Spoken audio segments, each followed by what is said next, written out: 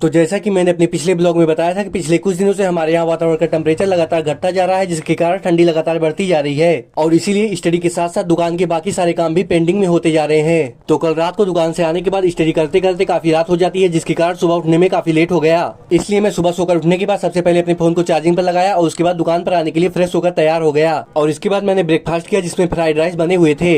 और दुकान पर आते टाइम रास्ते में देखा तो बाहर हल्की हल्की ठंडी हवाएं चल रही थी, जिसके कारण ठंडी काफी ज्यादा बढ़ गई थी। और कुछ देर बाद दुकान पर पहुंचा। दुकान की साफ सफाई करने के बाद बाहर देखा तो ठंडी काफी ज्यादा थी, इसलिए मैंने थोड़ी सी लकड़ी ली और आग जलाया। और क्योंकि 2-3 दिनों बाद मेरा एक टेस्ट है, इसलिए मैंने थोड़ी देर आग के सामने बैठकर हाथों को सेकने के बाद वापस स्टडी करने के लिए दुकान में आ गया। दुकान में आने के बाद मैंने अपनी स्टडी के शेड्यूल के हिसाब से थोड़ी देर बायोलॉजी का रिवीजन किया। और रिवीजन खत्म होने के बाद दोपहर को मुझे काफी ज्यादा भूख लग रही थी, इसलिए मैं खाना खाने के लिए घर आ गया। और बाहर ठंडी काफी ज्यादा होने के कारण मैं अपने रूम में आया और हीटर ऑन किया और उसके सामने बैठकर लंच किया। इसके बाद मैं दोपहर को दुकान में वापस आया और उसके बाद अपने ब्लॉग को एडिट करने के बाद उसे अपलोड कर दिया।